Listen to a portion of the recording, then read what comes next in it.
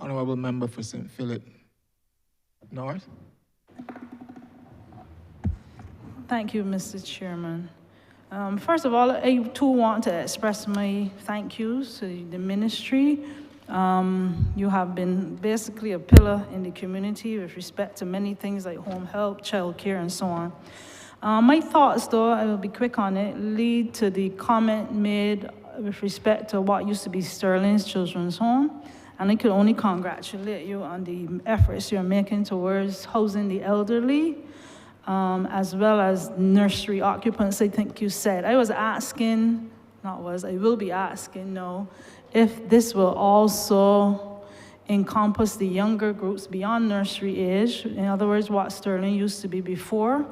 I'm still worried about that age group, as I always express every year in the well, in terms of transition to normal society. I know at one point they were considering halfway housing for those individuals who have passed the age to be housed in that community, I guess beyond 18, I think it is. I heard about the One Family program, which had many initiatives, which impressed me really in terms of getting these individuals and families out to the community. Health education and the like, I guess budgeting and so on. What is on offer for these young people as they transition out of the children's homes? This is my first question. Thank you very much, Honourable Member. As I said, you would recall that the actual 3 facilities that were at Sterling, the 3 cottages, we used to call them, were facilities for persons who were transitioning. We used to call them transitional homes. They're still there. I'm told by the Director of Child Care Board as well that the new facility at Bullins will also have some transitional homes to allow people to, because after you leave child care, the truth is the Child Care Board is a good facility.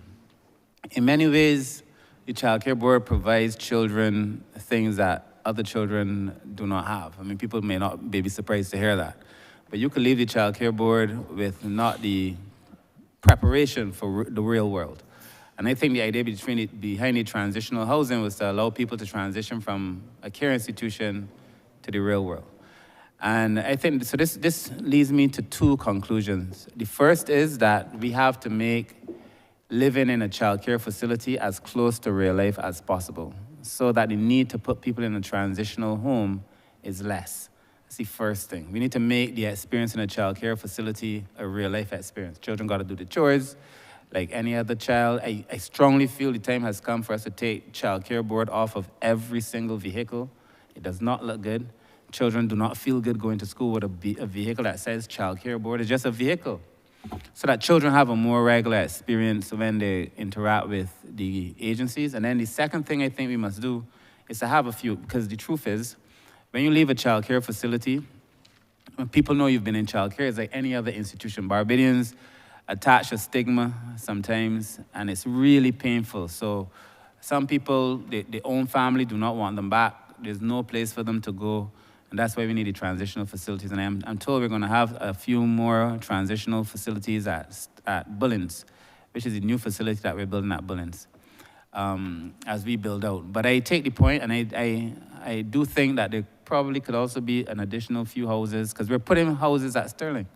We could also make the space for some transitional housing at Sterling as well. So I take the point. I think the director might want to add something.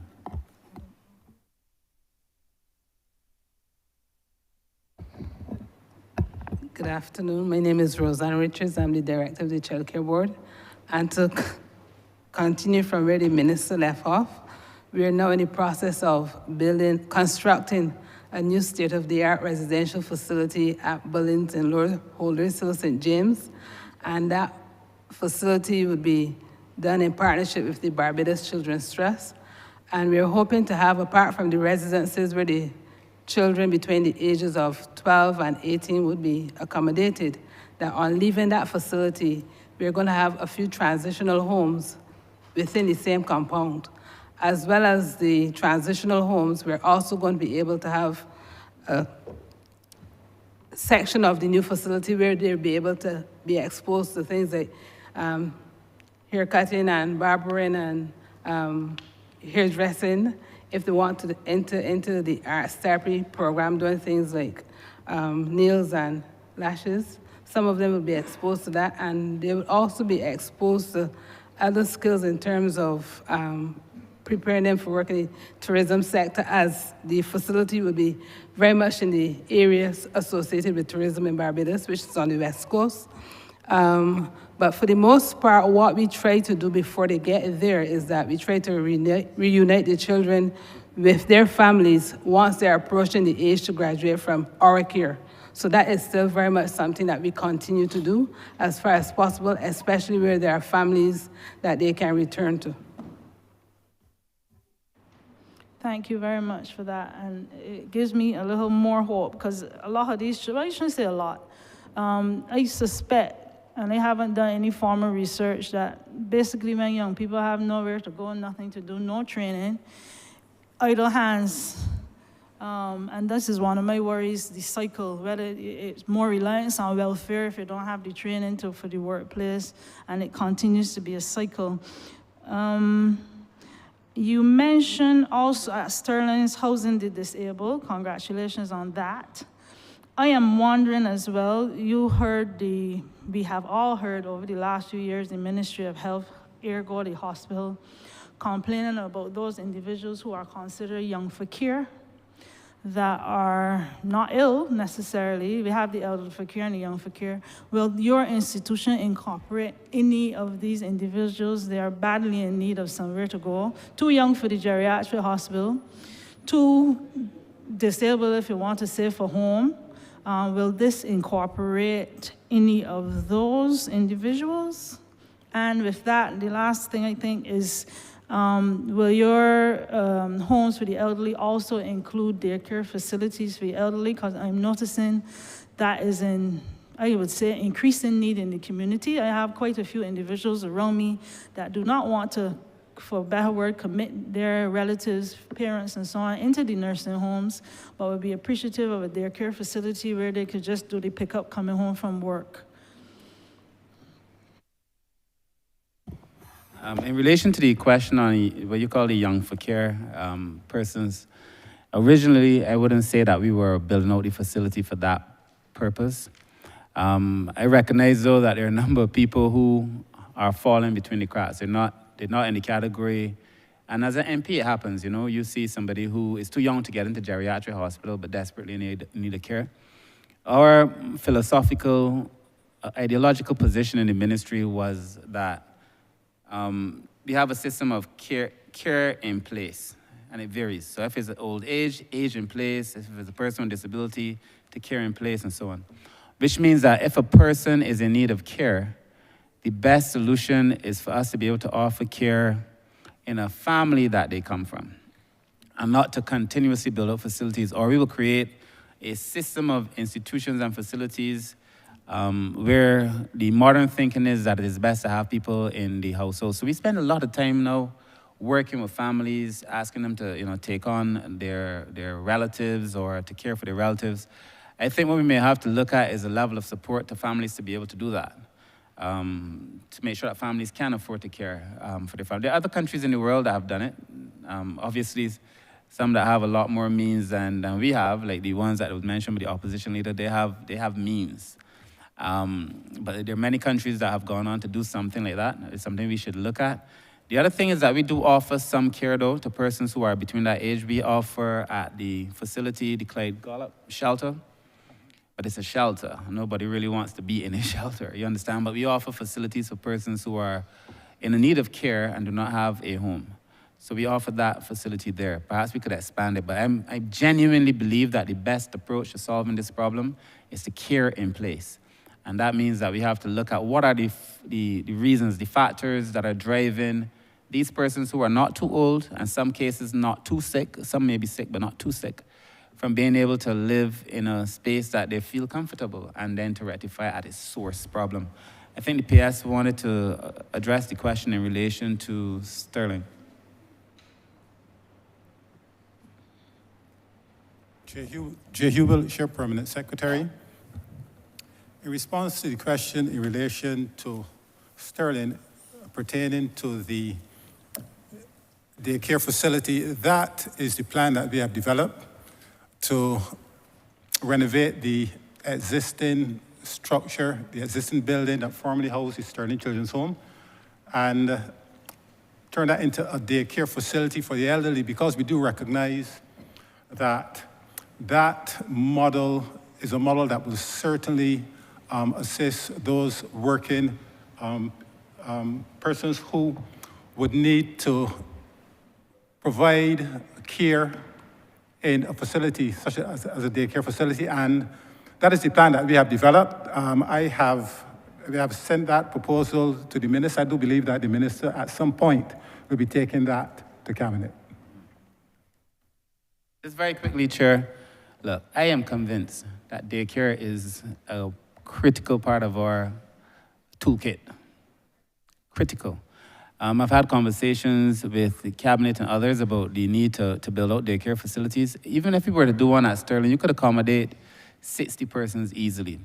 The truth is that if you're going to age in place, it means that at the end of the day, if you have a person who has dementia, for example, they go to a daycare facility, the person goes to work, the child or the family goes to work, and in the evening they pick up their relative and they go home. If you do not have a facility where people can be cared for during the day, you have difficulty going to work. And it means that instead of caring for that person in place, invariably, it ends up with you having to put a relative that, if you offer the support, otherwise you could care for. It means you end up putting them in an institution, which runs contrary to modern thinking in relation to care. So I think daycare is going to be a big component of what we offer. I think we need to have a daycare facility, if I'm being honest, in the north, the south, the east, and the west, just to begin with, because it allows us to deal with the aging population. In Barbados now, 1 in 5 persons are over 25. It's over 25. And 1 in 4, I think, is over 20. That makes Barbados, in the narrative, in the language and literature, a country is considered to be super-aged if it reaches 21% of the population over 65. We are at 20%. Barbados is a very old country and society. We are almost a perfect textbook definition of super-aged, which means that the existing infrastructure won't do. It will not do.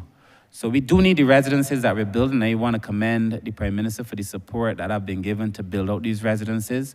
And I want to commend her as well for the support to be able to do some daycare. And we've had these conversations, not with ourselves, we've had these conversations with BARP, and we've had these conversations with Seroptimus. But I do take the point that daycare has to be an important component as well. Last comment, Mr. Chair. Yes, I hear what you said about the family dynamic with respect to, for the, I guess, young for care. But the truth is my concern, and I have 1, 2, 3 too many, where when I started practice, the parents were probably 40, and 30 years later, they're now in their 70s, and they worry. I was working for a little while, yeah. They're now in their 70s, and the worry is where to put my disabled children, or not even disabled. I don't want to use the word disabled. They might not necessarily have started disabled. Some of them had accidents, can walk, so on. So that is a real concern within the community, and hopefully before I leave the world, I would like to see that addressed in Barbados. We spend a lot of time on the elderly, and they have the just time. But at the same time, we still have to remember that there are other members of the community that really need housing and help. I congratulate you on your home care program. The truth is, it's excellent, but maybe the thought will go through into, because really and truly, they spend a few minutes in a home and go. Sometimes people need a little more care, not medical, but a little more care and training in how to deal with Alzheimer's people and so on. So once again, I congratulate the ministry, and that is it from me. Thank you, Mr. Chair and Minister. Right. So, Honourable Member, I agree. I think I misunderstood your question originally in relation to the young for care, because the facility at Sterling will accommodate persons with disabilities regardless of their age, as long as they're in need of care. So that doesn't have an age limit. That is for persons who need the assistance. The truth is we might need more than one, because there are quite a few persons. I read a story this week alone, I don't know if you all saw it, there was a story that was carried in the international press of a lady who had received a terminal diagnosis, and she went home and she killed her disabled child, who was an adult, and herself. And this is a real story. And the reason she did it is because she knew that as soon as she was gone, she did not trust anyone to care for her child, her son. So she ended up killing herself and the child. And this thing puts a real mental pressure on parents, you know? And I think we have to fill that gap and give people a comfort that when I'm gone, there's going to be some facility in place to be able to look after my child. And in many developed states in the world, it's still not that comfort. That's the truth. And Barbados has to do a little bit better. So I definitely take the point. I read that story, and it got me a little teary-eyed, because the truth is, it could be anybody. You could wake up tomorrow with a disability. I could sit here and, as we saw with Pastor Jake, what's his last name? The international American priest who was giving his sermon, and in the middle of it, he almost had a stroke or something, and everybody saw. So I'm just saying these things happen, and sometimes in plain sight. P.S., I think wanted to speak about the Dementia Center. Thank you, Minister. One fundamental issue that we face as a super-age society, and they say super-age, the question of a number of persons out there with dementia. And we consider that there is a need for a specialized, even though we are going to establish a daycare facility at Sterling, a part of that facility, a specialized section of that facility is going to be dedicated to persons with dementia. You know, I recall I had a relative that looked after an elderly relative with dementia for close to 2 decades, and it was not an easy task. These persons need to have some degree of respite, and in that regard, we'll be having some very consultations with the Alzheimer's Association with a view to ensuring that when that facility is established, we do it in the right ways to bring some degree of ease to those persons who are looking after their elderly relatives who have dementia. Thank you.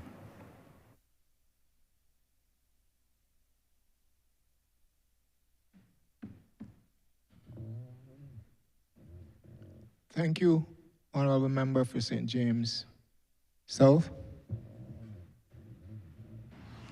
Thank you very much, Chair. I will be brief.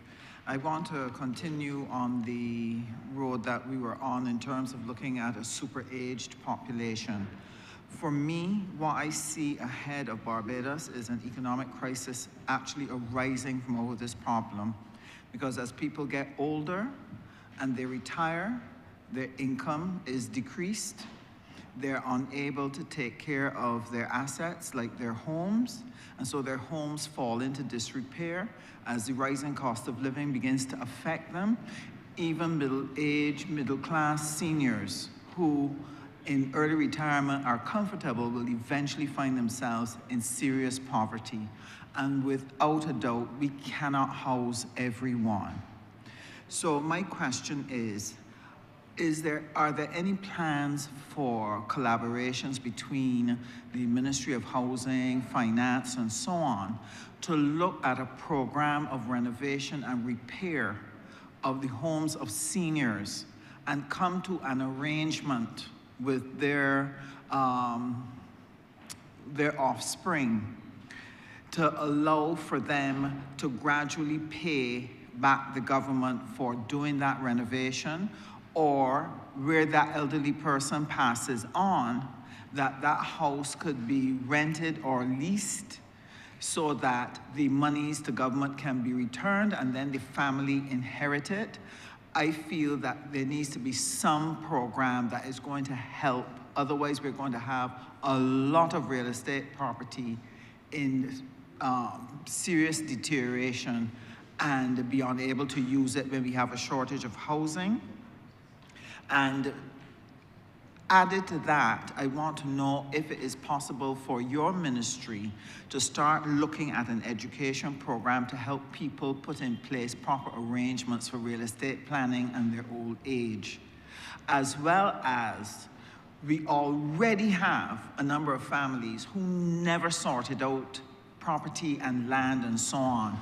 And it goes way back several generations. And right now, at a legal level, it is difficult to unravel it.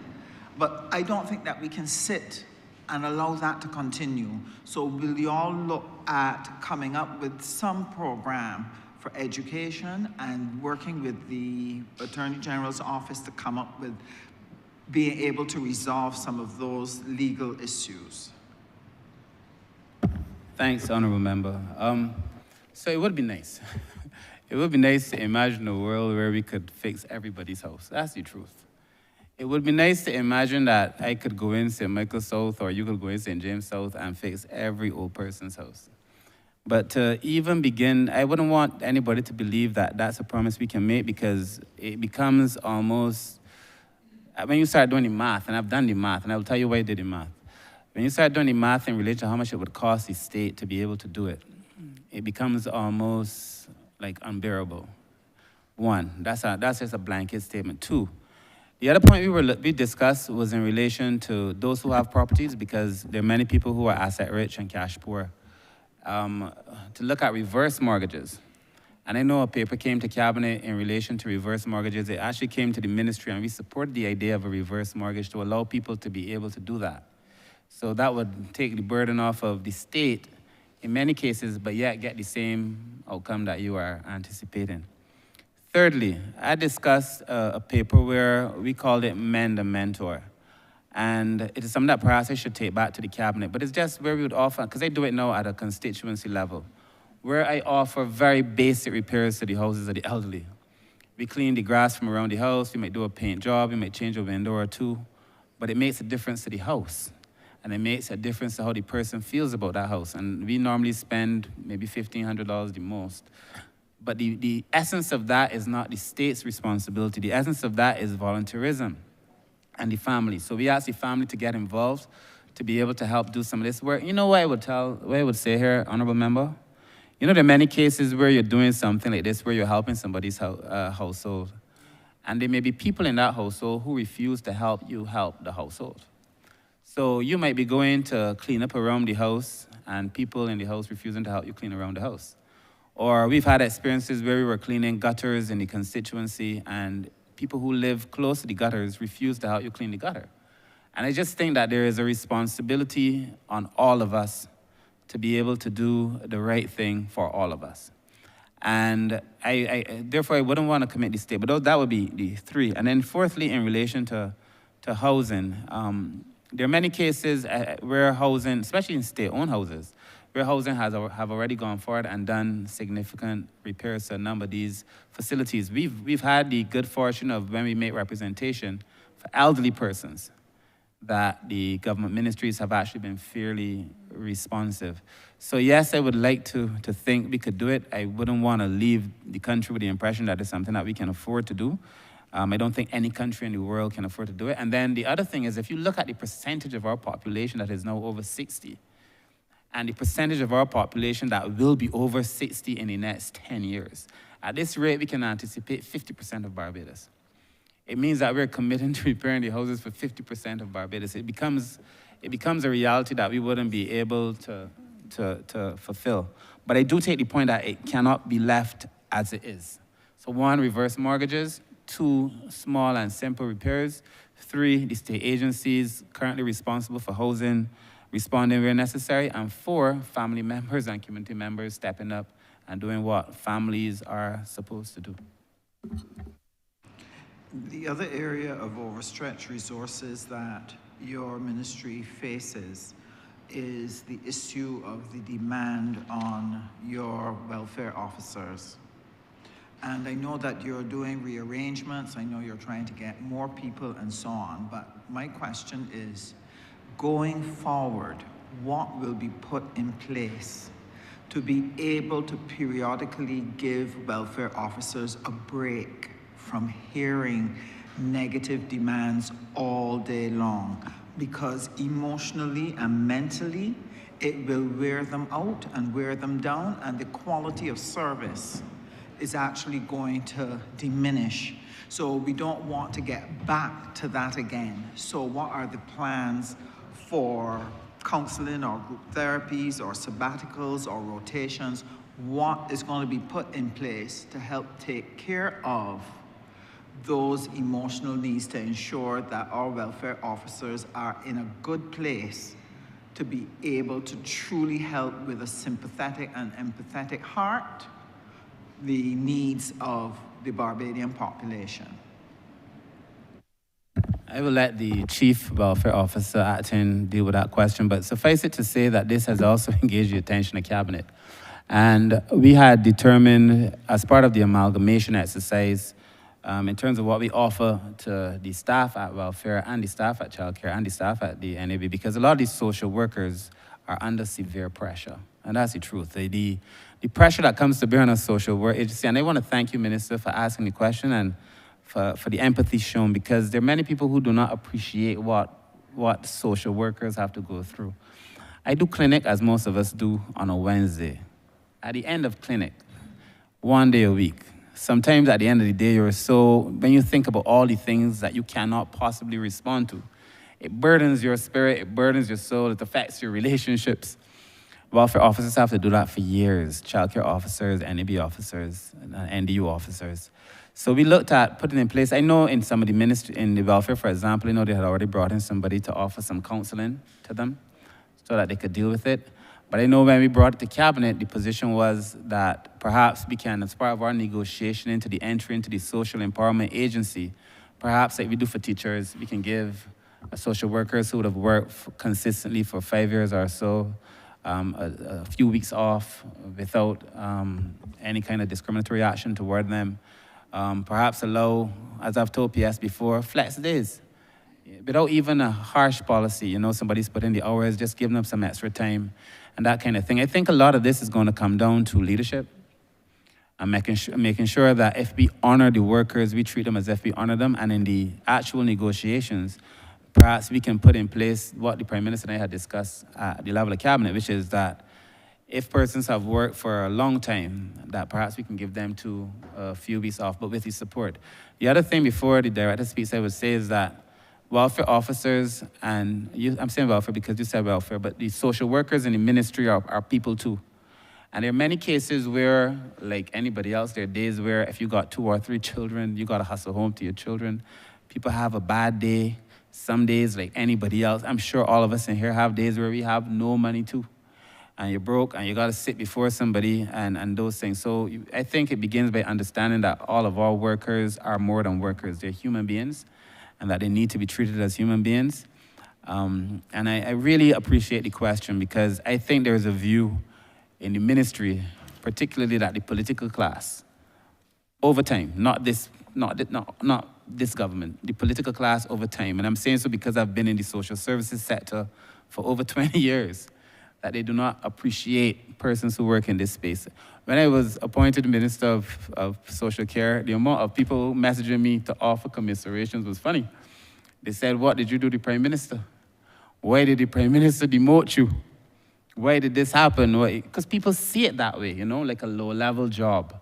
And then they engage a lot of persons almost as if it's a low-level job. So I really appreciate the question, because I do not think Barbadians fully appreciate the amount of work that these social workers do. I do not think they fully appreciate the amount of work that the welfare officers specifically do. And when the Director speaks, I hope she tells you the amount of cases to officers in some instances and other issues that they have to deal with. So I'll pass over to the Director, to the Chief. Sorry. Good afternoon. My name is Kim Bobwaith. I am the Acting Chief Welfare Officer. And indeed, I am happy that this question has been brought up, because for a long time we have been looking at how do we address the issue of the numbers to the welfare clients, to the officers, as well as the impact it's had on the team at the welfare department. We've been experiencing tremendous burnout, and in some cases, because we do understand the needs of the client, it's still, you're taking it home every single day and you're dealing with your own families as it relates to what has been happening to you. In most cases, my officers work even at night. So in order to facilitate the numbers, they're found working long hours. We've looked at things and we want that is embraced in the new amalgamated entity, things like flexi days, mental health days, where the agency is able to recognize where an officer has been going some time, and invariably because you are engaged in helping individuals, you yourself might not recognize there's a need for you yourself to take some time, so that be available for the individuals as well. Long leave being one, somewhat like how the teachers receive that leave after a point in time, you're given that time as it relates to it. And a lot of self-care. How do you treat to self-care in terms of the individuals? Right now, we are engaging with the Association of Social Work Association, and their conference this year deals with self-care. And we've encouraged our staff members, the social workers, please get on board in terms of attending that conference, because we know it would argue well for them in terms of the information not only they receive, but the activities that they would be engaged in order to help them care for themselves as they seek to address the needs of the country.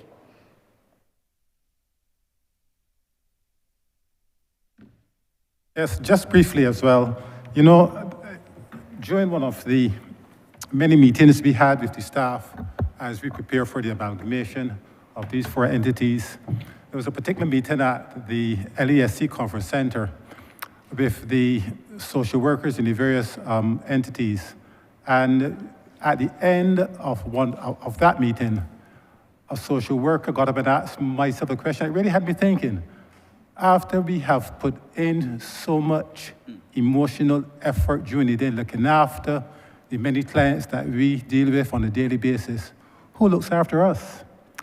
And the new social empowerment agency, we are actually going to create a post of human resources officer, and a lot of the attention of that office is going to be just simply focused on the wellness of the social workers. Because the social workers now will have increased duties in terms of, instead of focusing exclusively, let's say, on the child, on a person with disability, and an elderly person, they're actually going to be providing a holistic service in terms of treating to the actual household, the actual family, instead of that, a narrow focus on a particular vulnerable person. Thank you.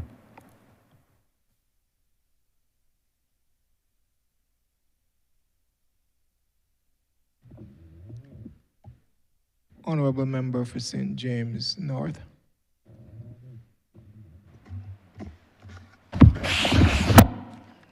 Thank you, Mr. Chair. I wish to first start out by congratulating the Honourable Minister and his team for all the work that they have done over the last year in terms of improving the lives of the most vulnerable persons in this country. Notice one of the strategic goals of the ministry is to eradicate intergenerational poverty in the short to medium term, and in the long term to eliminate poverty on the whole.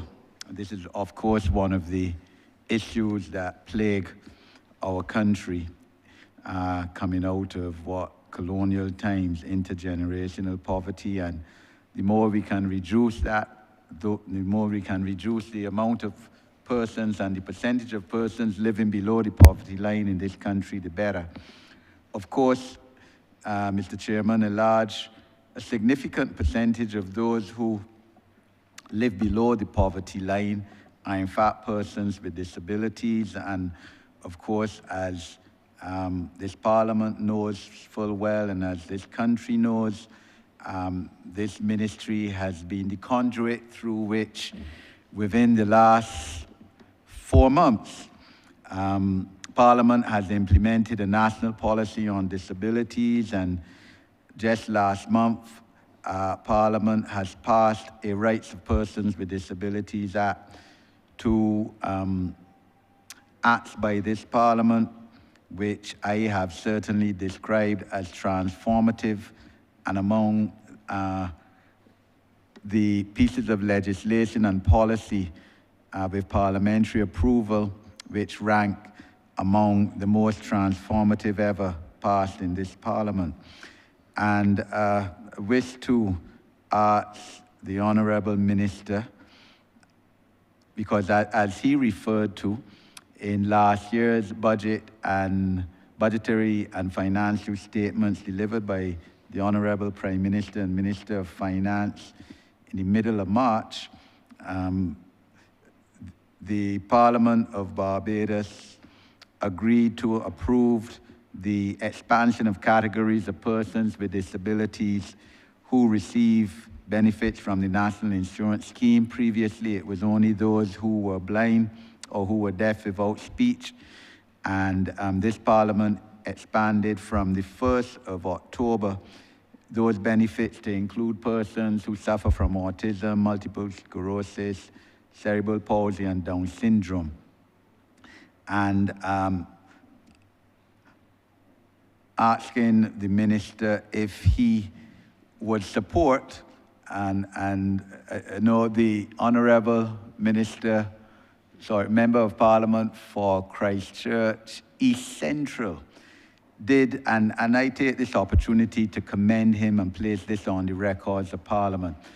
But both him and clearly the Honourable Prime Minister, who is the substantive Minister of Finance. This is the first time, to my knowledge, that all members of Parliament, including backbenchers like myself and those members in the Senate, have been invited to submit recommendations for the budgetary proposals for this year's budget. That is novel, and that is something which ought to be done. And certainly I have, in my submissions to the Honourable Minister of State, Ministry of Finance, proposed that Parliament expand these benefits which were expanded last year and which the Honourable Minister has stated 653 additional persons are now beneficiaries to NIS benefits. And I propose that that be expanded to include children who are blind, in other words, those under 18 who are blind, those under 18 who are deaf, and those over 18, in other words, adults who have speech. And certainly that as a start, but also to expand the category to those who are mobility challenged as well. And my first question to the minister is, and also to remove the prohibition which has been there, I believe, from the time the National Insurance Act came into effect in 1967, 1968, that if you are a person with a disability and you are working for $30 a week or more, you cannot access benefits from national insurance, or you can't access invalidity or disability allowance. That $30 per week has never been adjusted in the almost, certainly over 50 years. It has been enforced, despite, of course, rates of inflation increasing tremendously. And I wish to ask the minister, Honourable Minister, if he and his ministry support the proposals to expand the category of persons who are now getting this benefits from the national insurance, and also to increase the amount of money a person with a disability who may have found a piece of employment or a bit of self-employment, because we can be looking to encourage persons with disabilities to become employed in a situation where 90% of them are not employed or self-employed, but yet you're saying that once they're making over $30 a week, which can't go anywhere whatsoever in terms of their subsistence, that they are not entitled to a subsidiary benefit from the National Insurance Scheme. Thank you, Mr. Chairman. Thank you, Honourable Member. First of all, thank you as well for supporting what was done in the Ministry in relation to persons with disabilities, but I also have to thank you as you spearheaded the vast majority of it, and I want to publicly commend you for your work in relation to improving the lives of persons with disabilities in Barbados. There are very few people who would have done as much for persons with disabilities as you have, and as Minister, I really want to thank you for what you would have done. In relation to your two questions, in relation to the first, the categories that we expanded, as you rightly stated, were cerebral, that we included, that were previously not included, were cerebral palsy, Down syndrome, multiple sclerosis, and autism. And that added a number of persons to the list and were able to benefit from government support that weren't getting government support before. And I know that they're thankful because we've had meetings with the community. I think when the Prime Minister spoke, the Prime Minister said these categories, because these are the categories that we gave to the Prime Minister and these are the conversations that we had. But the Prime Minister's intention was always clear. The Prime Minister had intended for persons who were not able to function as Minister of Finance, for persons who were not able to function because of their disability, to be able to benefit from government support. And we had listed these four, but it was always the intention to support persons with disabilities who would be unable to function because of that disability. And the unfortunate reality has been that there have been some disabilities, some without name, that have made it impossible for people, for children, adults sometimes, to be able to function. But because they were not among these four, they were not able to benefit. So you have persons whose disability may leave them at home, a person whose parents is not able to work because they have to take care of the child, but they're not one of these four. So the correction has to be made, and I know that we would have spoken to the Minister in the Ministry of Finance, so he is aware that this has to be corrected, as well as the Minister of Labour, who has responsibility for the NAS. So I anticipate that this is going to be corrected very soon, and that the intention of the government, and specifically the intention of the Prime Minister when she supported the proposal, was for us to be able to give support to all persons who are unable to function because of their disability. So I hope that answers the first question. In relation to the second question, that has always bothered me. A few nights ago, there was a program on the radio with persons with disabilities.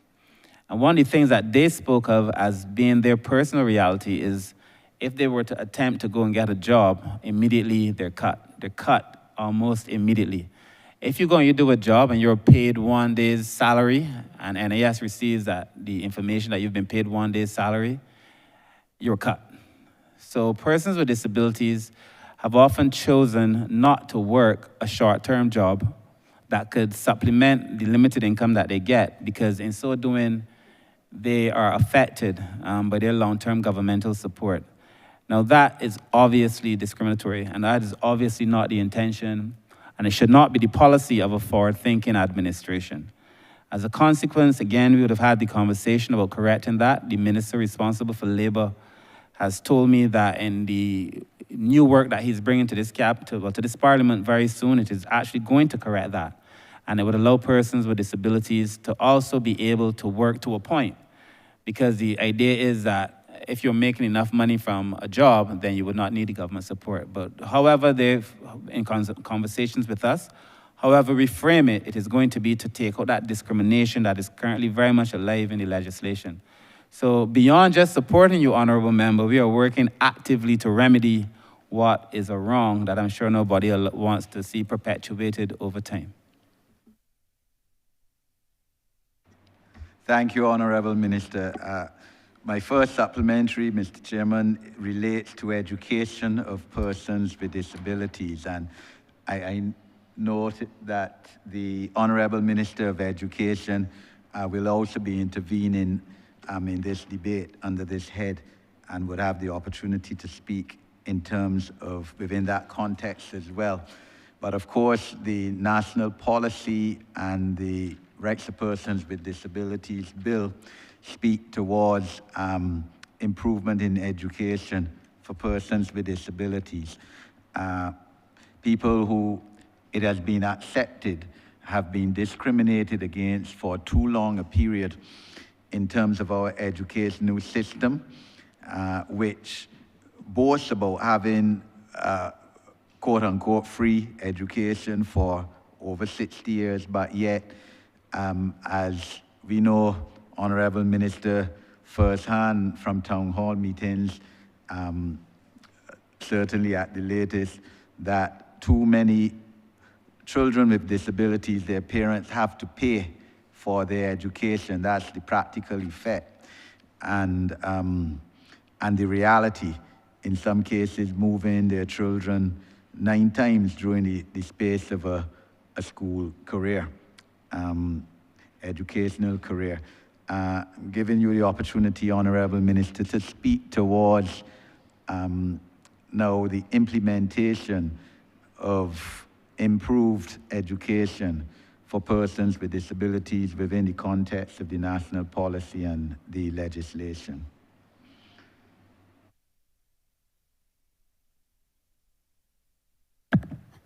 Honourable Member, you and I would have sat through several sessions of the advisory committee where almost every single evening where we had these sessions, a parent of a child with disability would come and speak about the experiences in the educational system, some going back eons. Persons themselves with disabilities have also spoken about their experiences. We would have heard Janelle Oldell tell her story as part of the activities for the month of the disabled, and Senator Andwele also, and I think this year the Most Honourable Carrie-Ann, I feel, will tell her story in relation to her life experience, and so on. And almost without end and without question, it is always a case of the school environment was not necessarily the best. There's some experiences that were better than others and some that were not as good. But we would have had several meetings with the Ministry of Education, and I am comfortable that based on the conversations we've had with the ministry and the direction that I've seen the ministry go, as well as in their own writings beyond what we've written, I am satisfied that the Ministry of Education is moving at a quick pace in the right direction to rectify this. I suspect that if the Minister of Education were here, she would be able to tell you of the number of programs, because she's told me, the number of programs that are now being implemented to incorporate persons with disabilities in an inclusive fashion in the school environment. There are also going to be circumstances where persons with disabilities cannot be totally included, if we're being honest. And I know provisions are also being made to accommodate those as well. So I believe that children who have disabilities or the parents of children with disabilities can rest comforted in the fact that the Ministry of Education under the leadership of the member for St. Philip West is doing a remarkable job to rectify what really has been a circumstance that has discriminated against persons with disabilities for decades. In the ministry, additionally, we've also looked at some additional assistive devices. We were shown a pair of glasses. I've been telling my colleagues about it. A pair of glasses that if you are blind and you put on the glasses or you carry the glasses would say to you, if we were in this room, it could say to me, on my left, there are 3 persons sitting to your left. There are 4 persons to your right. And you say, what are the persons wearing? And I asked the PS who was in the room. The glasses would tell you what the persons are wearing. We put in our estimates some monies to be able to begin having those kind of assistive devices so that persons with disabilities could have a better opportunity while at school. So, I mean, I really do feel comfortable with the direction that the country is going in relation to persons with disabilities. So it would be remiss of me not to thank at this moment the Minister of Education really for all the amazing transformation that is happening in that space to assist persons with disabilities.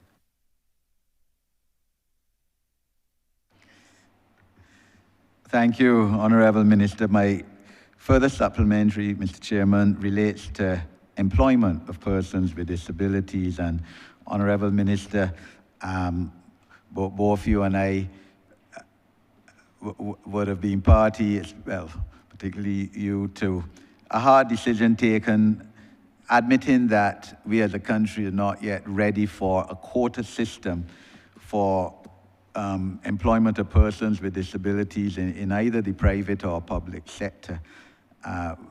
We recognize that we're not at that stage yet, but surely we need to encourage government departments and the leaders of business and commerce in this country to employ more persons with disabilities.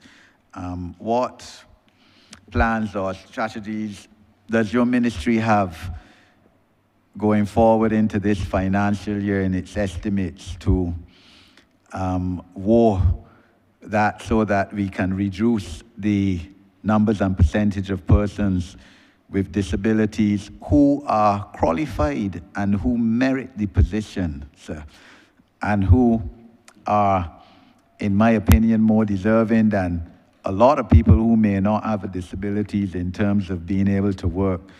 Because, and I was struck, Mr. Chairman, when I spoke in the debate on the Rights of Persons with Disabilities bill, when I mentioned that persons with disabilities who are given an opportunity to work perform very well, and the employers say so publicly. And I made the context that one of the reasons for that, they're so grateful to get a job. They're not on the phone, on Facebook, during the day working hours, or gossiping about who had who last night, or who planned to harm who tonight. They're doing the work. And what strategies do we have in these estimates, Honourable Minister, to try to create strategies and programs to increase employment rate among persons with disabilities? Thank you.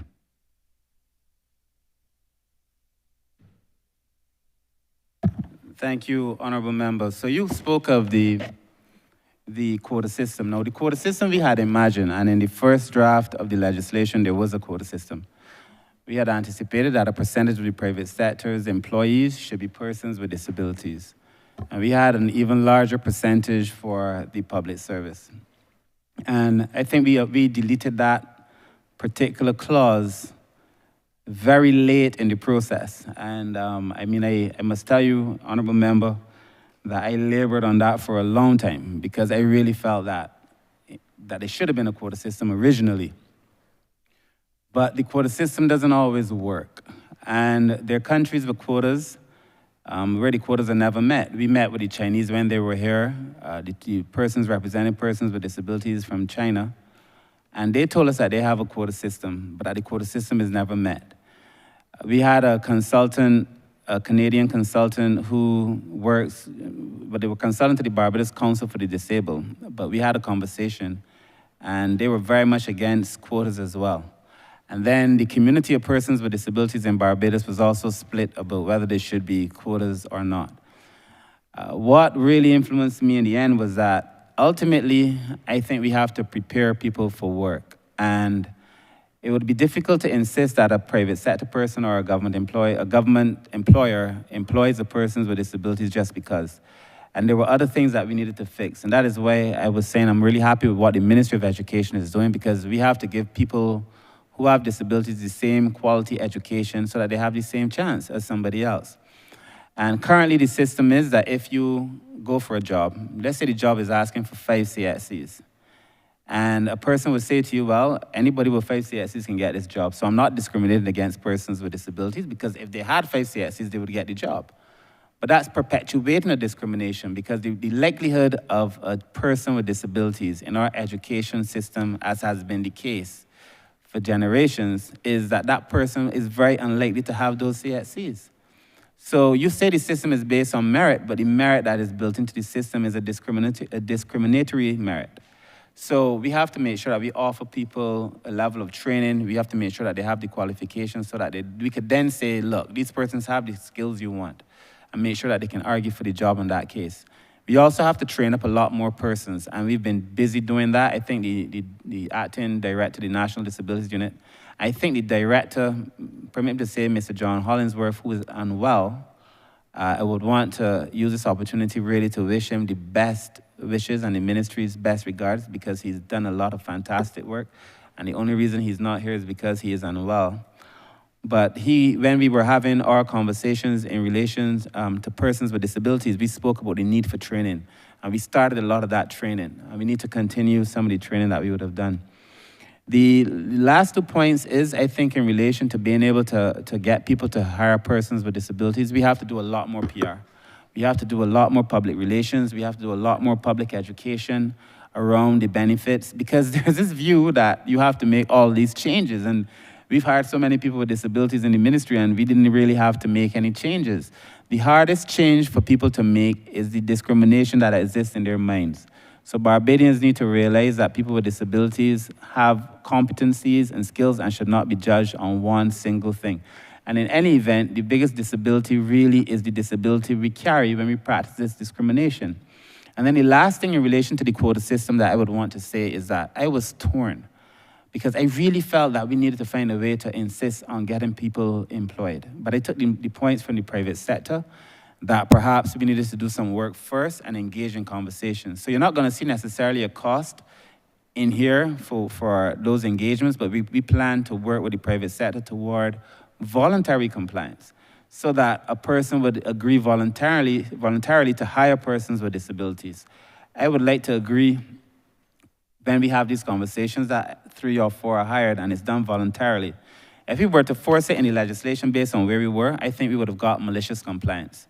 And malicious compliance is not really compliance, and it would not give us what we wanted. You may get a case where we say 2, and 2 is all they hire, as opposed to 10, and so on. So I think we have to really build from the ground up. I must also take this opportunity to thank the private sector associations, because they've come to the meetings, they've put forward their ideas, they've never been contentious, they have never been disagreeable, even where we disagreed.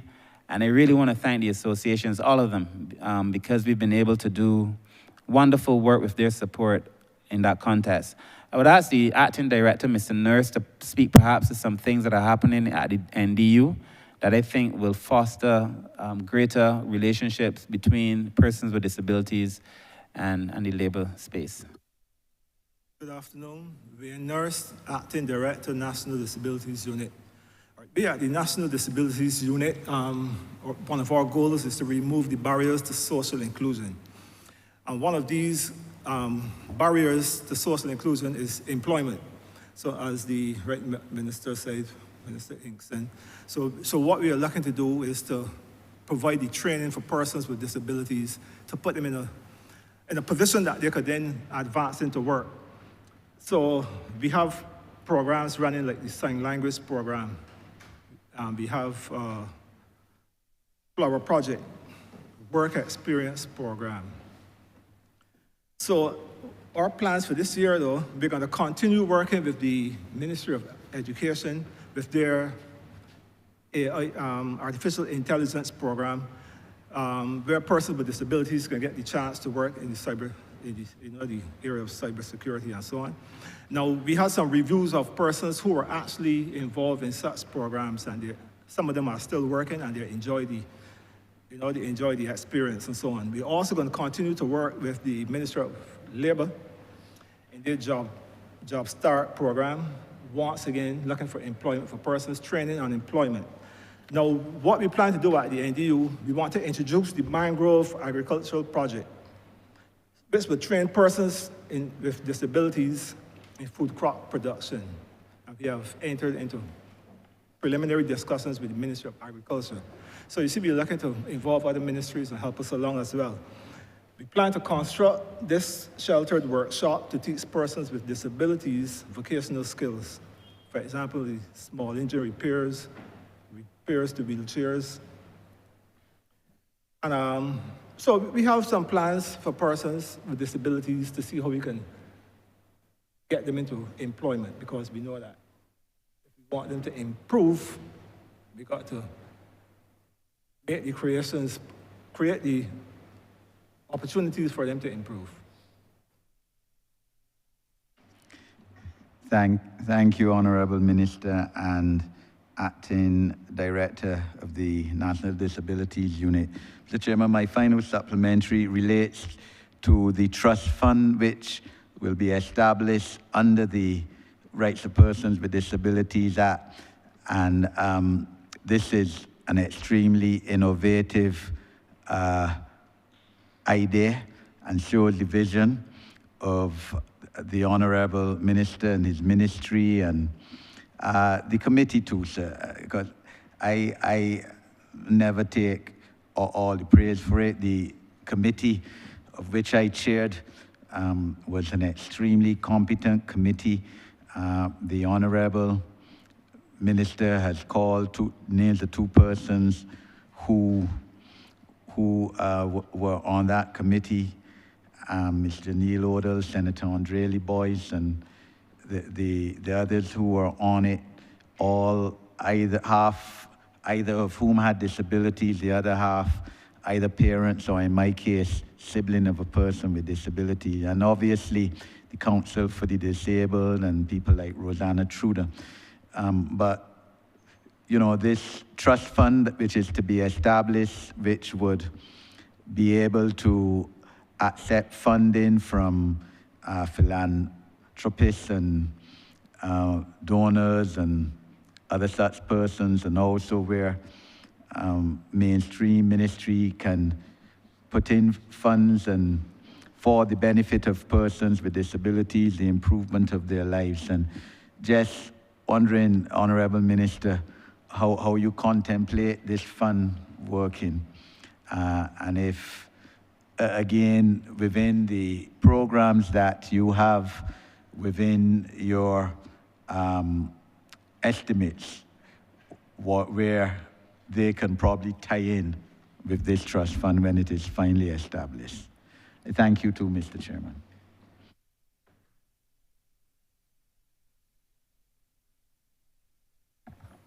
Thank you, Honourable Member. So as you know, the NDU is going to be part of the Social Empowerment Agency. So the funds that are assigned to the Social Empowerment Agency will be the funds that cover, in these estimates, that will be the funds that cover any operation for the Social Empowerment Agency, which would also include the funds that would be necessary to finance the various committees that we anticipate we're going to have to form, either at the SEA, Social Empowerment Agency, specifically through Child Protection or through the Rights of Persons with Disabilities Bill. So you're just going to see a lump sum of funds. You're not going to see the breakdown because it's a board. But in relation to the actual administration of the fund, the Act permits at Section 84 for the establishment of the fund. And it says that the sources of the fund shall comprise income generated by investment made by the trustees, because we have to appoint trustees, any other donations from international, regional, and local donors. And we have found in this particular space that there are many people who are willing to give financial support to the ministry, people who are willing to give, provided that they are sure that the monies that they give are going to the cause that they are putting their money to. What they don't want is for us to put the monies into a big black hole, as many people think the government's funds are when everything goes to the consolidated fund. But in a board, we could actually manage the funds in a separate account so that those funds will be separate. So for anybody who's interested in giving donations to that fund, once the Social Empowerment Agency bill is passed, then we will come back and we will establish these committees and so on. It also speaks to funds being contributed to capital expenses of projects undertaken by the government. There can be also funds in exceptional circumstances can be used to the payment of restitution to a person who has suffered a loss as a result of the conduct of a person with disability who is unfit to stand trial. So we're also anticipating that we would use these funds to help out persons with disabilities who find themselves in trouble. At the end of the day, the funds really have that overarching clause that allow us to apply the funds almost for anything that is in relation to improving the lives of persons with disabilities.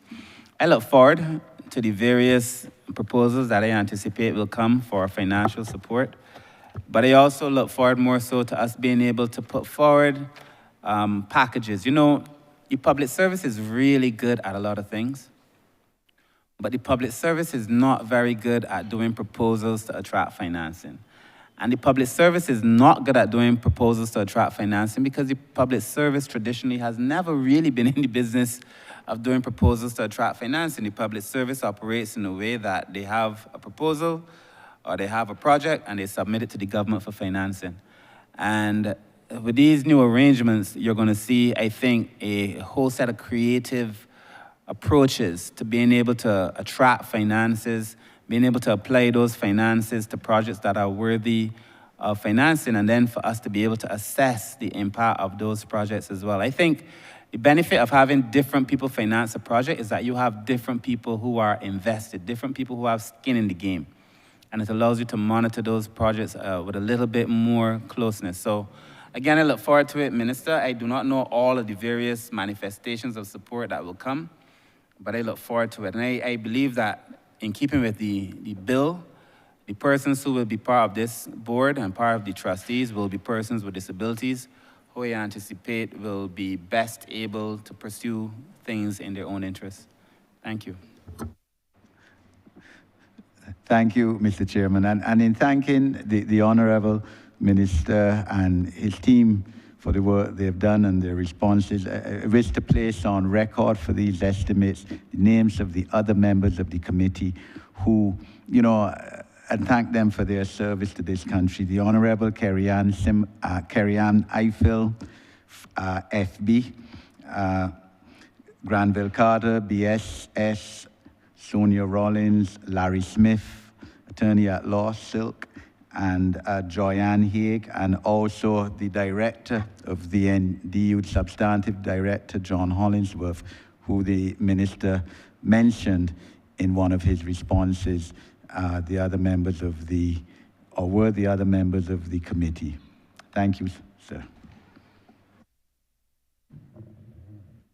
Thank you. Thank you, Honourable Member. Honourable Member for Christchurch West Central. Thank you, Mr. Chairman. I want to commend the minister and ditto everything that was said before with reference to the work that you are doing and the good work you're doing in your ministry. I said when I took on the baton from you in the blue economy, I had the Usain Bolt moment. In this ministry, I can say you probably had the Castor Cement, the long distance moment, because we have really ran and you stayed the course. I want to go and date ourselves and our eyes 0427, this program that is dealing with welfare. I represent your constituency and I recognize that you have an increase of about $7 million or so in that vote from last financial year. And as I traverse my constituency, the Omphalos of Christchurch, of course, I often get complaints from persons who are what you call welfare clients. And I don't know if you could call it a perennial concern, but there's a ever-present concern amongst persons living in Gull Hill, Silver Hill, Vauxhall, you name it. And their complaint to me as their MP is that there is something called a stasis period in welfare, when persons are being reviewed. And during this review period, unfortunately, and I know, Minister, that you are working assiduously to put a system in place, but during this review period, unfortunately, persons are put off the list. I call it a stasis period where I don't know what support mechanisms are put when they're being reviewed, but the often complaint is that they are put off the list until this review happens, and then sometimes it may take 3-4 weeks, sometimes months, before they are put back on this welfare list. I want to know how you are dealing with this obvious quagmire, and if there are any other systems that you put in place during what I call the inactive period when persons are not given this welfare care. If there are other systems, and how you're looking to address this long term, because, as I said, this is a constant problem, at least for me as MP. Thank you, Honourable Member. I will let the Chief Welfare Officer answer that question, but first I would want to take this opportunity to wish you a very happy birthday today. And, and to thank you for spending it. Thank you for spending it with me. But the Chief Welfare Officer, please address the concern by the Honourable Member. Yes, indeed, at the Welfare Department and future the Social Empowerment Agency, we definitely will be looking at how we can better provide for the individuals who inadvertently were cut off by this as it relates to the system. We're looking at better processes in terms of to be able to address that need that we recognize where we would have been defaulted. I'm happy that there's a solution in the not too distant horizon. My second question is, and I'm going to sub-program 8304, which is the HIV component. There's also the National Wellbeing and HIV Commission under sub-program 0440. And over the last couple of weeks, Minister, I would have heard you lament the fact that we are having some issues as it relates to not only sexual transmitted infections, but the fact that Barbadians, based on their maladaptive patterns of behaviors, social and otherwise, could be giving your ministry some concerns, because the fight against HIV and STDs is not only one of health, and the health ministry, we understand that there must be an unsiloed approach. And the social services ministry, like yourself, must be at the fulcrum of this solution. That being said, Minister, I want to know if there is indeed a problem, a change, a rise, or there's a change, or there's a cause for concern. And secondly, what is your ministry with the new scope, change of name and everything, National Wellbeing and HIV Commission? What is your response to any concerns that you may have? I would ask the director of the Wellbeing and HIV Commission to address that, the acting director. Good afternoon, Chair. Lynn Armstrong, Acting Director, National Wellbeing and HIV Commission.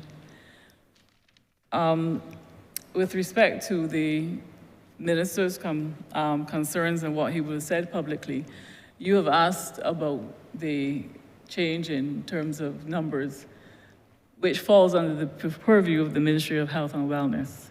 However, we in the Wellbeing and HIV Commission, we have sought to expand our mandate beyond just HIV to include well-being. We have two major interventions, one called Manaware, which targets men, where we share our information, we update.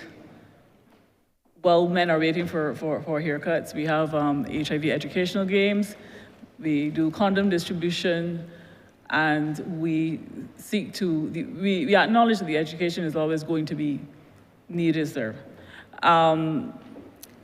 The well-being for us is something new, something that we are fleshing out, is multidimensional, but we realized that we needed to get past the strict HIV and STI program, so we are now looking to engage the social, emotional, mental, spiritual, physical, and economical aspects of our clients. But I cannot speak to the specific statistics. You will get that information, I'm sure, when the Ministry of Health and Wellness is in the well. We know what areas we are responsible for. So my department will continue to take care of the social needs of all persons living with HIV, which include housing. We deal with housing issues. We deal with supplementing the social support needs. Sometimes our clients are welfare clients, and or they may be collecting a bag of provisions from the HIV food bank, which can only last now a week. We try to supplement where we can, but we deal with the wider social aspects of HIV and the other multi-sectoral areas that the Ministry of Health and Wellness, their specific responsibility is care, treatment, and as I said, I can't speak to the numbers, but I'm sure that, well, Minister would have spoken, and that is on public record, but we know that the STIs, the rise in STIs, sexually transmitted infections, is indeed on the increase. But I leave that for those powers that be to speak to that. Thank you. My final question, I mean, I don't know how you will be able to face, albeit that is my specialty, those in the toilet of their years in my constituency, the elderly, unless I ask a question in the defense of the elderly. And they're dear to my heart as well. 0595, Elder Affairs. I see, Minister, and I want to thank you for the innovation and the scope, because you have put over $1.5 million or so to be able to help those who are enjoying those very, very, very, very important toilet moments. There is a phenomenon that is creeping up in Barbados, unfortunately so, and it will always get the angst from me as Minister of Environment, National Beautification. And this phenomenon is what I term granny dumping, where persons leave their elderly, their loved ones, persons under their care at the hospital and other facilities. I am saying that this is something that should be frowned upon by every single Barbadian. And I know your ministry has been speaking out against this type of behavior.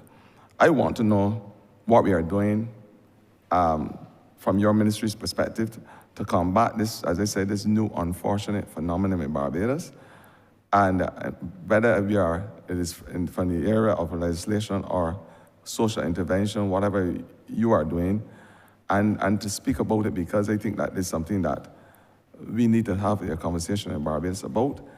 It is not something that we want to recognize as who we are as a people, and I always want to give you the opportunity to speak about this unfortunate phenomenon.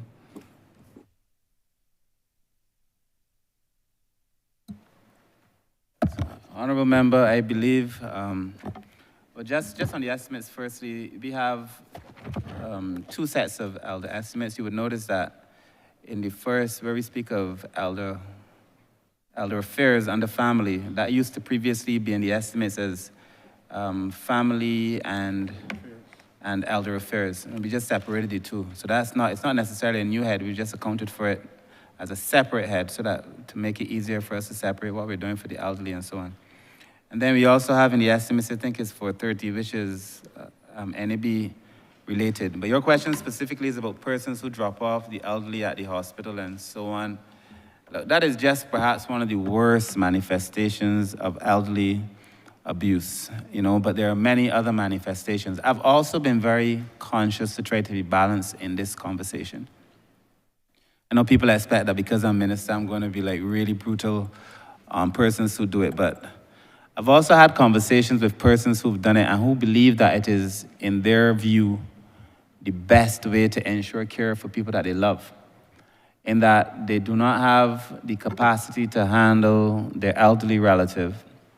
When they go to the hospital, they do not have the capacity at home, the facilities to receive them. So between not having the capacity to finance or to care or to feed them, some people have made that choice. Do I support that choice? Definitely not. But I understand that that's why some people have done it. And then other people have done it because people want to do the easy thing, drop off their elderly relative and go where they have to go. I've had conversations with a constituent an elderly constituent who told me that the person who's supposed to care for her, a family member, would push her in the corner and lock the wheelchair and just leave her there for the entire day. If a fire broke out in that house, she couldn't possibly move. And when we tried to have the conversation with the elderly person changed their story because they were so scared. So I understand the psychological impact, and I understand it as what it is, elder abuse. And I know the Ministry of Health has also spoken out about it, the increase in the numbers of persons. That is why I think we have to be holistic. I think the daycare component that we are proposing is going to be vital to allow people to do that, but also moving some of those persons into some of the residences that we're going to be constructing. The cost of caring for a person in the hospital, I don't have the statistics, but I do know that it is significantly more expensive than if we were to house them in a facility like the ones we imagine at Sterling. So on the one hand, I do not want it to happen, and we have to work with the families to make sure it doesn't happen. I think we also have to look at how pensions are assigned. In the case of non-contributory pensions, you can stop that because that's the government's contribution. But when a person has their own pension, like a personal pension, contributory pension, you can't just stop it. And a lot of family members, you will be surprised to see that when an elderly person is suffering, you can hardly find a family member to take care of that elderly person. When the person dies or is being close to transitioning, then so many persons show up to fight for that pension. Many persons take access to the pension and do not even care for the elderly person. But the legislation that we currently have on the books do not allow us to do anything about that. And I think the new legislation allows us to at least have a bit more involvement in that. The other thing that we were trying to address, which is very similar, is the power of attorney, whether it's lasting power of attorney or otherwise, and how people are able to distribute their assets. And we now have a draft bill. I think we sent it back out for further consultation in relation to how people are able to assign their assets. Because as it stands now, if you have a power of attorney and then you lose cognitive capacity, the power of attorney becomes null and void. And so we have to find a way, I don't know if null and void is the accurate legal language, but it's no longer applicable. And we have to find a way to look after persons in those circumstances. So it is a very complex situation, Minister. I do take the point, though, that when persons are dropped at the hospital, it does not apply itself well to the way Barbadians consider their values. And so it is something that we're seeking to address. As I said, through the consultations, through the increasing the number of elderly residences that we have constructed, and also by looking at how we apply pensions and incomes that come in as a consequence. Because you can't tell me you drop off your elderly relative at the hospital and expect to still be drawing the person's pension in its entirety to do for all of your own fine dining and other things. And that is something that we're seeking to address. And just to close by saying that I know that modesty is your middle name, and you at some point in time will be able to tell Barbadians about the plans that we have to have these elderly facilities across the length of Barbados in due order. Thank you.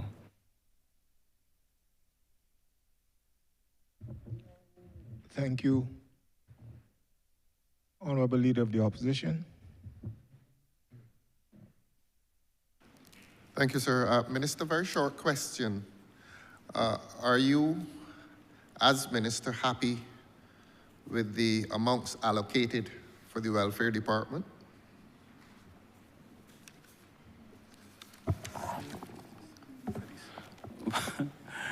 I don't remember there are no amounts allocated for the Welfare Department, these estimates. There's an amount allocated for the Social Empowerment Agency.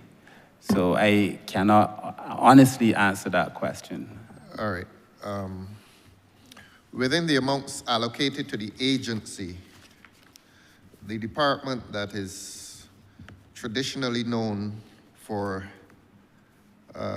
making contributions to individuals, I assume that there will be an amount allocated in that way. And I would want to assume that you and your ministry would have an idea as to the amounts that you would be required to pay to these persons who are in need of help. I would assume that you and your ministry would have such a figure. And if you don't, well, that is rather unfortunate. But if you do, my question stands as to whether you are happy as minister with those amounts that will be available to you and to your ministry to contribute to individuals. Thank you very much. I suspect, Honourable Member, the grants to individuals at 314 under the Social Empowerment Agency of $33 million is the figure that I think we're addressing. Yes, that's correct, at 314, that's Okay. correct. So that my question is, are you happy with that figure? Are you satisfied that that figure is sufficient to allow you to carry out the work of the ministry in meeting the needs of those several persons who will require that assistance.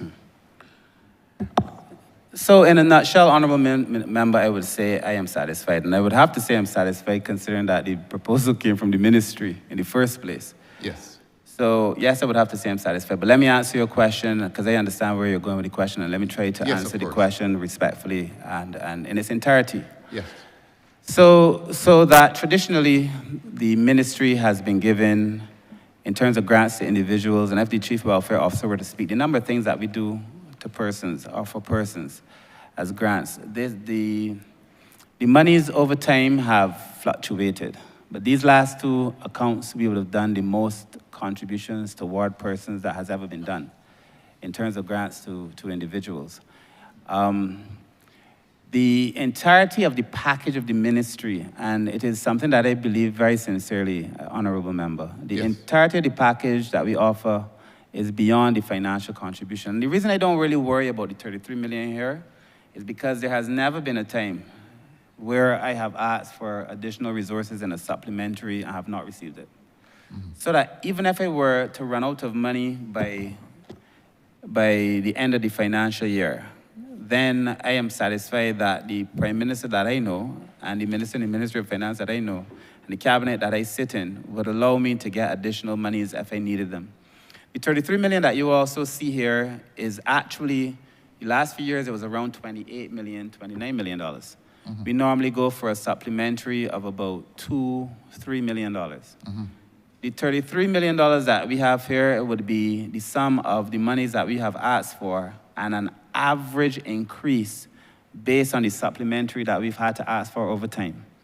So that this money that you have in the estimates is actually more than we normally would have asked for, but we based it around what we normally ask for plus the supplementary. So the supplementary amount that you will see, actually when we came into office, the 2017 budget for the Ministry of Social Care was about 79 in total. The total budget, not the welfare budget, the total budget was $79 million. This budget for this administration, for this ministry, is $118 million. This is by far the greatest amount of monies that have been assigned the last 2 years for these kind of services. So yes, Honourable Member, I am satisfied. But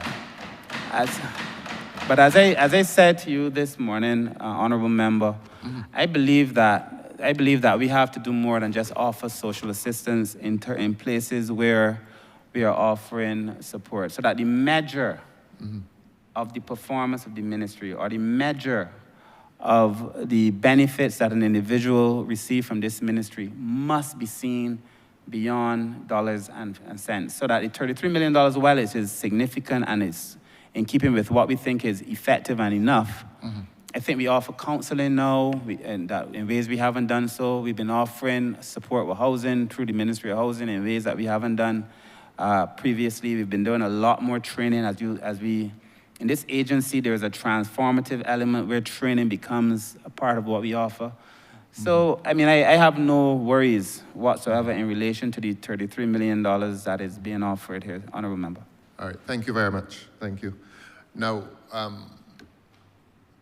one would obviously think that an increase over last year would be logical when one considers the element of inflation. But let me get to another question.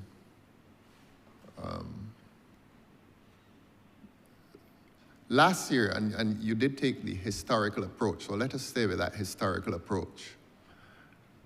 Last year, it was disclosed in this chamber that a lump sum payment was made to an organization, and that is now a matter of historical record and fact that this payment was made to this organization. It was something of a pity that the name had to emerge, and I will try not to mention the name except to mention the organization which houses the homeless, and to ask you whether this year that contribution will be repeated, and whether this year that the expenditure of those amounts will be audited.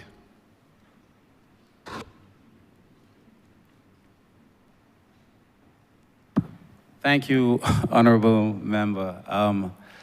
The monies that were assigned to the Alliance to End Homelessness, I mean, there's nothing to hide. We assigned last year $500,000. Yes. My position was last year, and my position is exactly the same. In fact, my position is reinforced by the results of this year.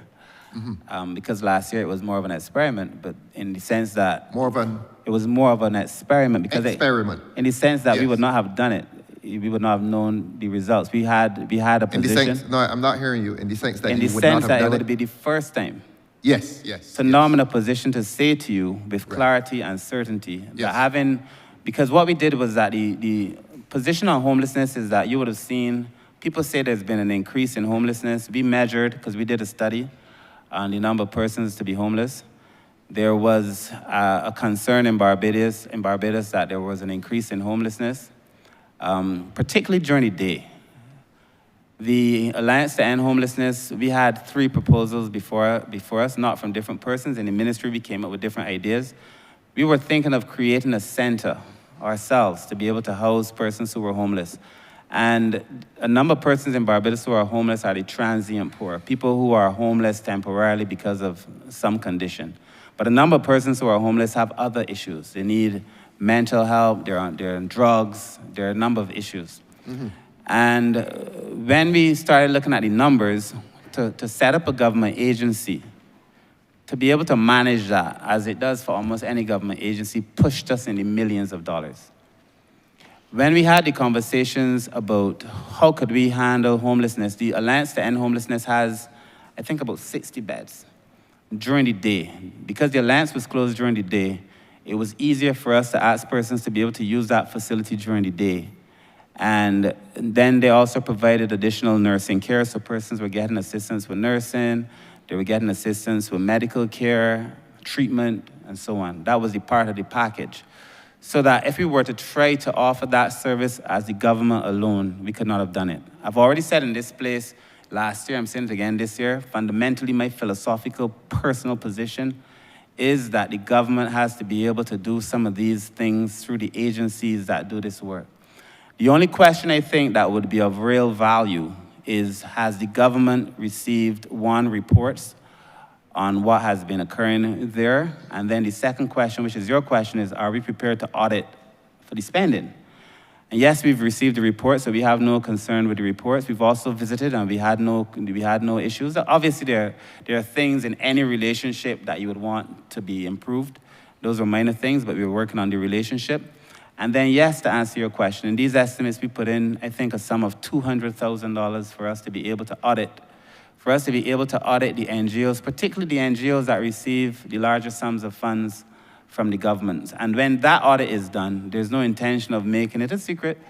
And I have said publicly, in fact, I introduced the idea of the audit before, and I said that the audit is to ensure that the things that we set out to do are done, and that we can report to the people of Barbados what has been done. And in cases where things are done that were not supposed to be done, then for us to make the necessary corrective action. So, Honourable Member, to answer your question, yes, the same sum of funds are available, and yes, we've put in place monies to audit. Thank you very much.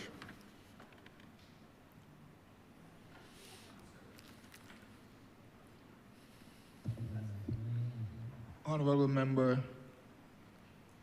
for Christchurch West.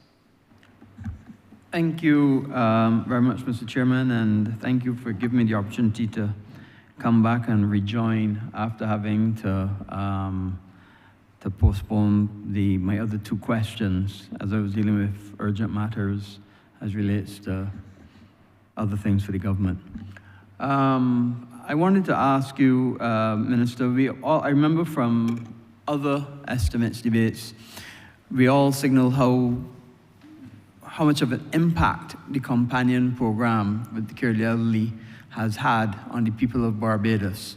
And I also know, I don't know if it was mentioned before when I was out of the room, but I also know that you said very clearly in your opening statements that we are an aging population. And therefore, and we had not prepared appropriately for managing an aging population. And I do accept that this is not an absolute solution, but it is making a dent in terms of assisting those who are getting on in years and having, if nothing else, a companion to assist them and help them do one or two things around the house. And what I was asking is, how has your program continued to succeed? And are there any plans to expand it?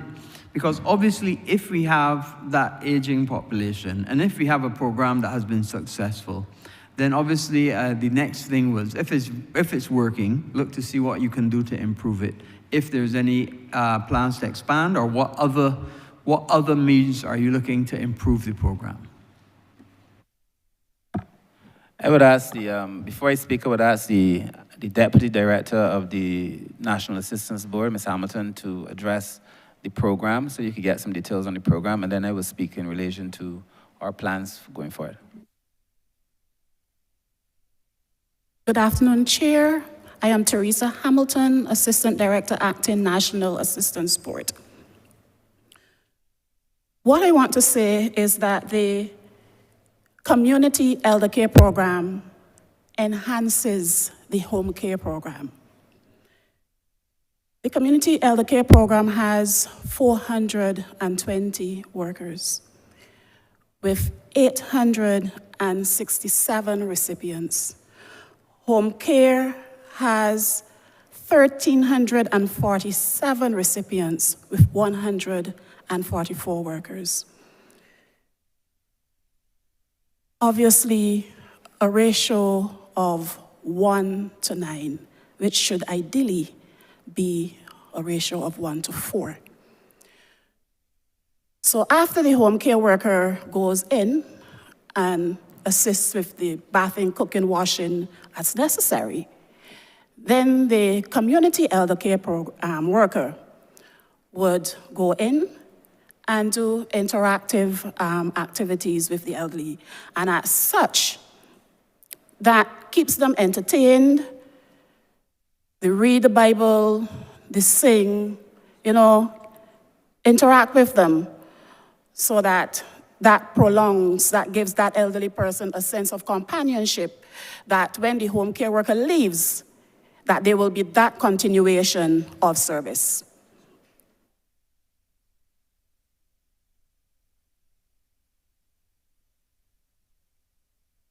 Thank you. So, Honourable Member, the elder care program is one that is obviously very near and dear to our hearts. We would have seen, all of us who are on the ground, the difference that this has made. Recently, I was at Sky Mall. I just stopped to get something. And an elderly gentleman stopped me to thank me for the elder care program. I had to tell him it wasn't my program. I didn't design it or anything. I just happened to be the minister at the time. But he thanked me for the program and what a difference it has made to have somebody just come over and spend some time with him. The population of Barbados is aging, and I do not know that I could say this enough. I do not think Barbadians are preparing for what is to come. I do not think Barbadians are preparing for the aging phenomena that is occurring in Barbados. The vast majority of Barbados will be over 50 very soon. And when you combine the fact that our population is aging on the one hand, and we're not getting any children on the other hand, it means, therefore, that the population of people who are coming up to support that older population is shrinking. In the literature, it's called the dependency ratio. What is happening now is that you're going to have a dependency ratio that becomes problematic because you have a very small, and that the ratio is really defined as the working population that supports the non-working population. So you're going to have a very small working population to support an expanding non-working population.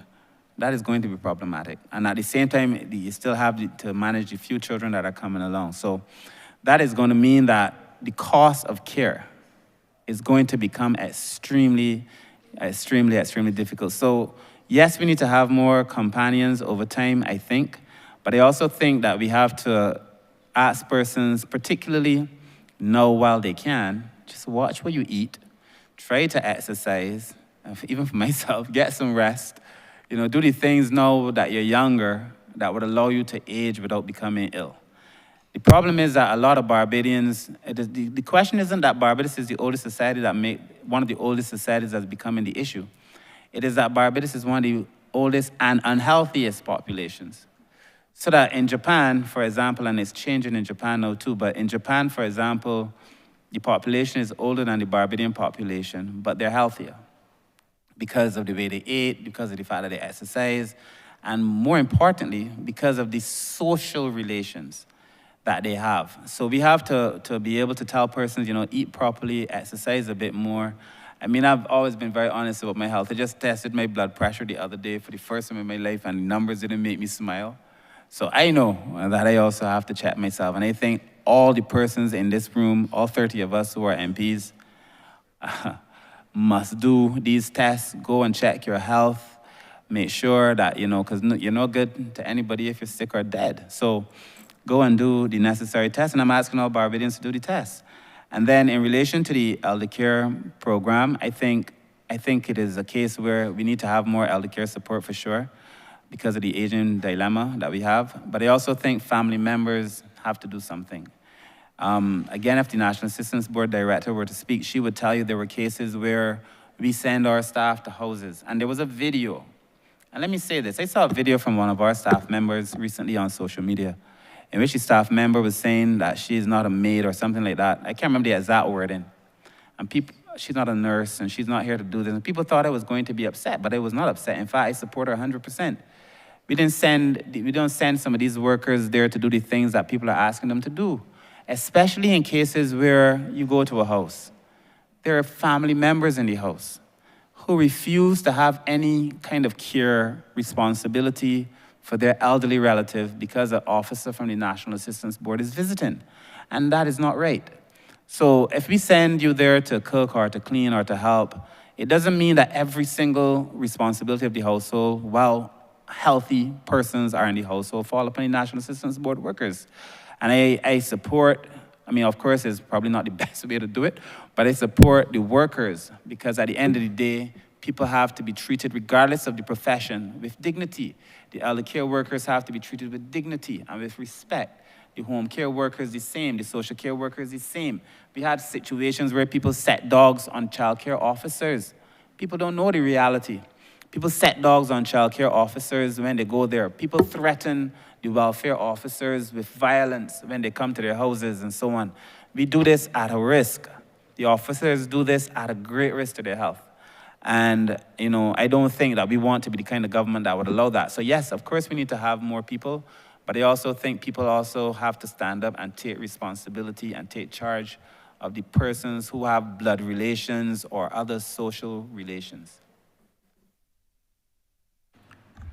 Thank you, Minister. As clearly, I guess a statement that you obviously know, but the Barbadian population is taking on the characteristics of a first world nation. But of course, the Barbados population is taking on the characteristics of a first world nation, but without first world resources. And that is the problem that we're having to face. My final question, Minister, has to do with an ad I believe I saw in the press at one point where your ministry put out that you were looking for people to rent properties and you were prepared to offer, I think, 3 times the deposit to encourage people to do that. And I believe it's something that I would have encouraged you even before, from your predecessor's time, to take on, because I thought the biggest impediment to finding places for people to rent when you needed them was that landlords often say that government takes long to pay, and it's difficult, they had to wait long to get paid and so on. So I was just asking what success have you had getting places to rent, bearing in mind that you are looking to rent properties at a time when lots of people are taking their properties out of the rental market and actually putting them into new phenomena, as we call the shared accommodation, Airbnb, HomeAway, VRBO, and those, which has meant that the apartment market on the whole across Barbados has been reduced. So therefore, access to rental properties is reduced or now coming at a premium. And so with that, and working against that additional tide, I was wondering what success have you had with that? Because obviously you have that difficulty in looking to find rental properties for people as required. Well, I would like the director, the head of the resilience unit, Mr. Andrew Pollard, start the question, and then the PS will add. Good afternoon, Andrew Pollard, Resilience and Reintegration Unit. I like the point you ended with there, Minister. The success we've been having is that, or rather let me say what contributes to our success in having landlords is that we are more or less recycling landlords. And contributory to that is the provision of, or the provision of the houses for persons who are in accommodation for Hurricane Elsa and such, like, and persons who have experienced fire and that sort of thing. So once the houses are prepared for them, then we are able to quickly recycle. I should say that we have about 65 landlords who are more or less committed to work with us. Actually, there are some who refuse clients otherwise just so that they could work with us. And I think that is, I think kudos must go to the staff in the Resilience and Reintegration Unit, because they're social workers. So we not only provide temporary accommodation, but we provide it with feeling and with emotion. And both not only to the persons we are placing in accommodation, but also to the landlords. So sometimes you will have landlords bringing fruits or something like that, just as not a bribe by any means, but just by way of acknowledging the kindness and the sort of attitude with which they are treated. So I would say that generally we are having good success, not in terms necessarily of new landlords, but particularly in terms of retaining landlords. And that we found also too that word of mouth is important for us. So landlords encourage other persons to come on board with us. Thank you, Mr. Pollard. Minister, one of the biggest concerns that the landlords have expressed to us is the fact that they consider that government takes long to pay. And we have assured the landlords that we are working with that that doesn't apply to the situation here. Indeed, over the last year or so, we have significantly increased the speed at which we make payments, and that has counted for quite a bit.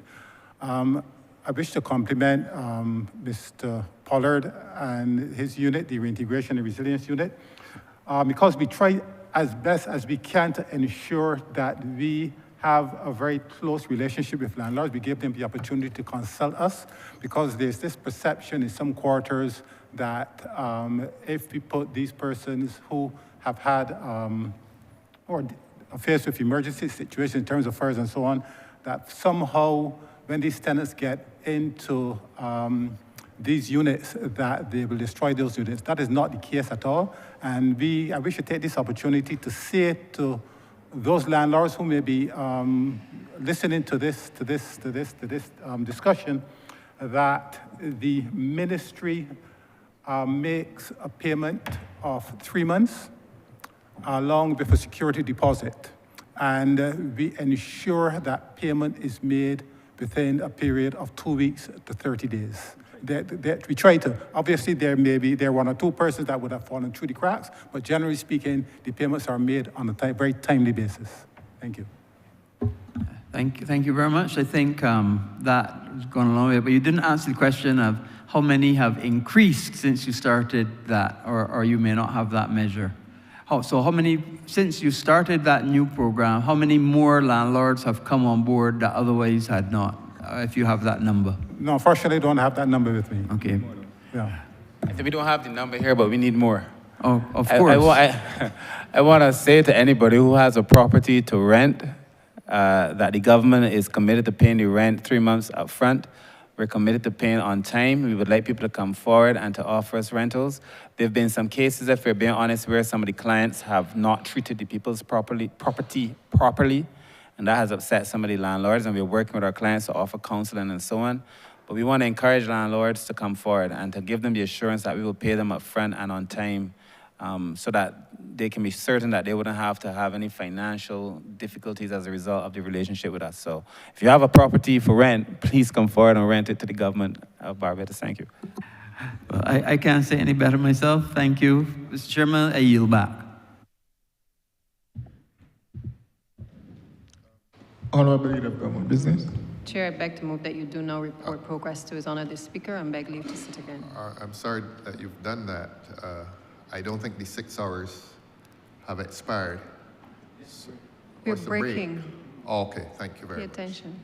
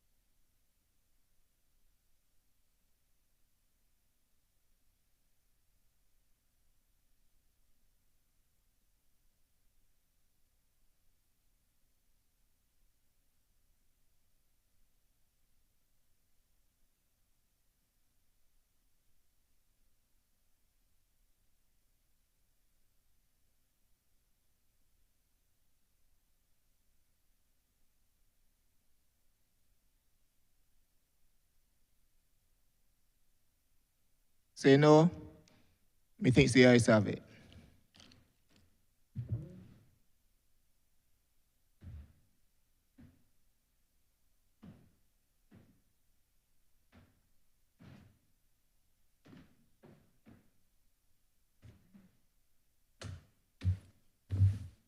Chairman has reported progress and requests leave to sit again. Honourable Leader of Government Business. Thank you, Mr. Speaker. I beg to move the suspension of the House until 10 minutes past 5. The question is that this honourable chairman will be suspended until 10 after 5 p.m. All those honourable members in favour, please say aye. Those against, please say no. We think the ayes have it. This honourable chairman stands suspended until 5:10 p.m.